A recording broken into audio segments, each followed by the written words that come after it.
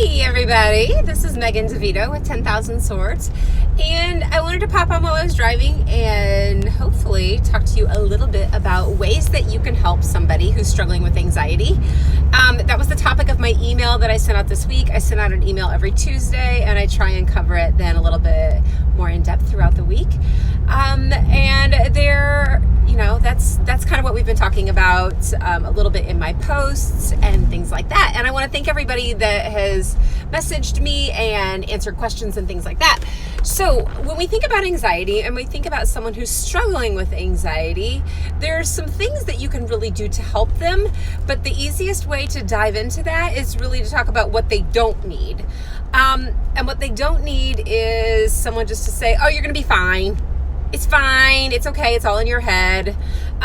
Because honestly, as someone who lived with anxiety for like 30 some years, we know, like we know it's kind of all in our head, but that doesn't change the physical sensations. It doesn't change the thought process. It doesn't change what can become like almost like an obsessive compulsive thought process for people. So really what people with anxiety need is they need someone to say, I hear you.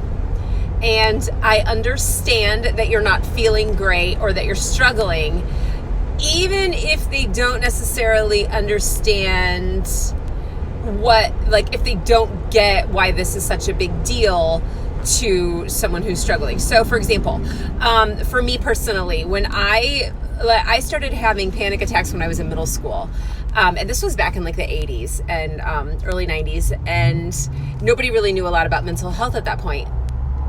So I remember sitting in, it was like the library of my little teeny county school, and I had a panic attack, and it really revolved around an article that was written back in the day, like back in the 80s, about Ryan White. And if you are young, you may not know that name.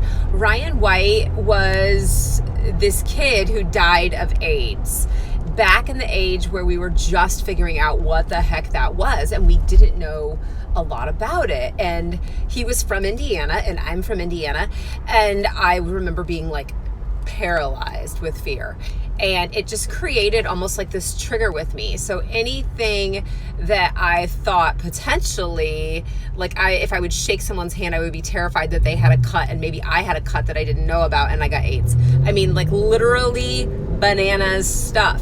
And I knew it was crazy. I knew I didn't have it. I knew that the likelihood of actually getting it that way was like that big, but it didn't stop that thought process for me. So telling me, if someone were approaching me and saying that is insane, I would say, yes, I know, but that wouldn't get rid of that thought or that compulsion or the anxiety attacks or the fear. So what really was helpful, or would have been helpful for me at that point, was someone saying, you know what, I can tell that you're really struggling with this.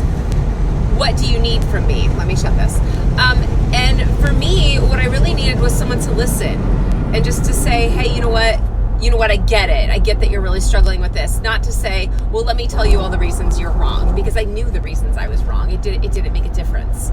So that would be my recommendation. If you have a friend, if you have a teenager or a child or a family member who's struggling with anxiety and panic attacks, just say, hey, I can tell this is really hard for you. What do you need from me? And maybe all they need is for you to listen or to sit with them until they move through that moment into something else. Sometimes that's all it takes. Of course, if it's spiraling, if they're becoming depressed or anything else, because you can definitely have anxiety and not be depressed. But anxiety can lead to depression because it's such an overwhelming feeling, especially if you have underlying anxiety, and underlying anxiety is anxiety that never actually turns off. And that's like, it's always there. It's almost, I would describe it as the fear of anxiety, which is like, okay, I'm not anxious right now, but I'm afraid to go do this or do something because I could become anxious and potentially have a panic attack. It's also worth noting that not everyone who has anxiety actually has panic attacks, and not everybody who has panic attacks has underlying anxiety. It's weird, guys. It's really, really weird. And before today, I want to make sure that I tell you guys about what I've been working on, of course, because that's what most of my posts have been about. And that is this course I've created because I told you that I've had anxiety for so long. I've done different medications. I've done anxiety clinics. I have gotten my coaching certification, which was really kind of groundbreaking in the whole thing for me, and worked with lots of really anxious kids.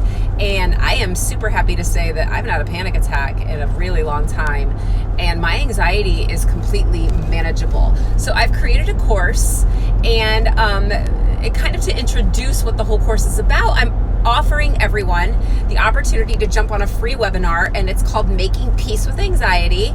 And that link is actually in my Instagram bio. You can register for one of those webinars that are coming up. They're going to be August 25th, August 26th, September 2nd, and September 3rd. You just pick the one that works best for you and you hop on with me. It's totally free, and you get to hear 3 ways that I use, or 3 systems that are so important to making peace with anxiety. And I want you guys to note that I didn't say getting rid of anxiety forever or completely annihilating your anxiety, because that is unrealistic and completely bananas. And if anyone tells you that, they're probably lying to you. All right. It's about managing it. It's about really, really feeling good and being able to have the confidence to charge ahead in your life and to have the skills and the tools that you need to be able to deal with anxiety when it starts to bubble up. It is not about never having it.